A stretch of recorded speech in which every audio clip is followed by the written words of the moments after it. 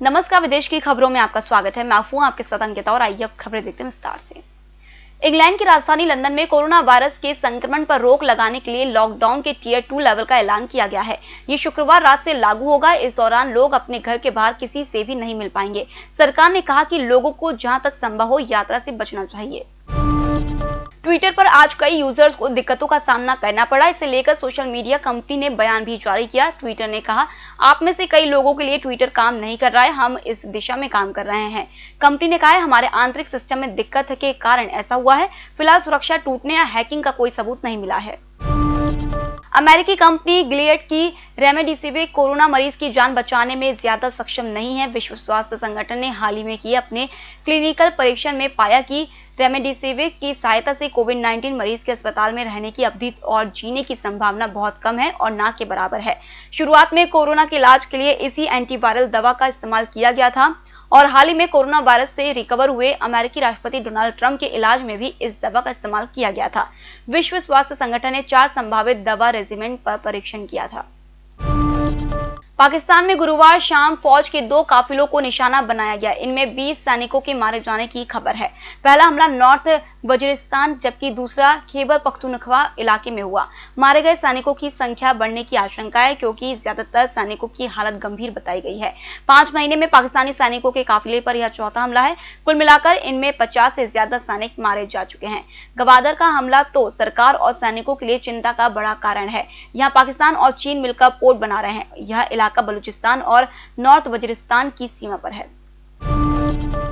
America राष्ट्रपति चुनाव की दूसरी प्रेसिडेंशियल डिबेट रद्द होने के बाद शुक्रवार को डोनाल्ड ट्रंप और जो बाइडेन ने टाउन हॉल में हिस्सा लिया।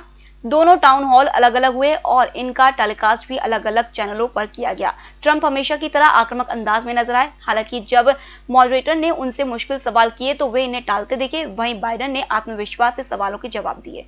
निष्पक्ष, निर्भीक और विश्वसनीय खबरें देखें सिर्फ ईएमएस टीवी पर। डाउनलोड करें ईएमएस न्यूज ऐप। सत्ता के गलियारों से गांव की गलियों तक देखिए हर खबर अपने मोबाइल पर। डाउनलोड कीजिए ईएमएस न्यूज ऐप। फ्रांस में बीते 24 घंटे में 30,631 संक्रमित मिले। यह महामारी शुरू होने के बाद से अब तक का सबसे ज्यादा आंकड़ा है। गृह मंत्री गेराल्ड डर्मेनियन ने शुक्रवार को कहा कि शनिवार से देश के सभी प्रमुख शहरों में कर्फ्यू कड़ाई से लागू कराया जाएगा। इसके लिए 12,000 पुलिसकर्मियों की तैनाती की जाएगी। देश में अब तक 8,09,684 संक्रमित मिले हैं और 33,000 से ज्यादा मौतें हुई हैं। बीते बुधवार को राजधानी पेरिस समेत 8 राज्यों में कर्फ्यू लगाने का ऐलान किया गया था। अमेरिका में डेमोक्रेटिक पार्टी की प्रेसिडेंशियल कैंडिडेट के कैंपेन की कम्युनिकेशन डायरेक्टर और उनकी फ्लाइट का एक स्टाफ संक्रमित मिला है। हैरिस की कैंपेन मैनेजर जैन ओ मैली डिलोन ने इसकी जानकारी दी है। उन्होंने बताया कि कमला इस स्टाफ के संपर्क में नहीं आई थी। उन्हें क्वारंटाइन होने की जरूरत नहीं है। हालांकि सावधानी बरतते हुए उन्होंने अपनी सभी यात्राएं टाल दी हैं। स्टाफ के संक्रमित मिलने के बाद कमला ने 2 बार टेस्ट कराया है। उनकी रिपोर्ट नेगेटिव आई है। अमेरिका खाड़ी देशों और इजराइल के बीच अमन बहाली की कोशिशों के रास्ते पर तेजी से आगे बढ़ रहा है। यूएई और बहरीन के बाद अब सऊदी अरब भी इजराइल के साथ शांति समझौता कर सकता है। अमेरिका इसमें मध्यस्थता कर रहा है। सऊदी अरब के विदेश मंत्री प्रिंस फैजल इन दिनों अमेरिका के दौरे पर हैं। बुधवार रात उन्होंने अमेरिकी विदेश मंत्री माइक पोम्पियो से मुलाकात की। इसके बाद दोनों नेता मीडिया से रूबरू हुए। बारटेल्ड गॉडविड नाम की चिड़िया ने बिना रुके 12,000 किलोमीटर की दूरी 11 दिन में पूरी की है।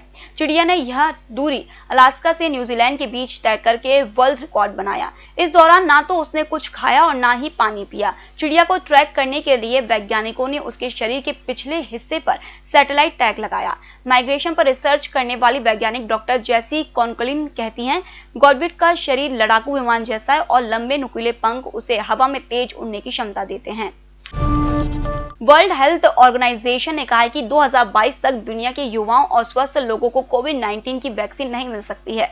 ऐसे लोगों को तब तक इंतजार करना होगा। WHO के चीफ साइंटिस्ट सौम्य स्वामीनाथन ने गुरुवार को इसके बारे में जानकारी दी। उन्होंने कहा कि 2021 तक कम से कम एक इफेक्टिव वैक्सीन मिलने की उम्मीद है। हालांकि यह सीमित संख्या में होगी, इसलिए केवल उन्हीं लोगों तक पहुंच सकती है जिन्हें इसकी ज्यादा जरूरत होगी। इसमें स्वास्थ्यकर्मी और हाई रिस्क वाले लोगों को प्राथमिकता दी जाएगी। फिलहाल इस बुलेटिन में इतना ही। आप बने रहिए ईएमएस टीवी के साथ। नमस्कार।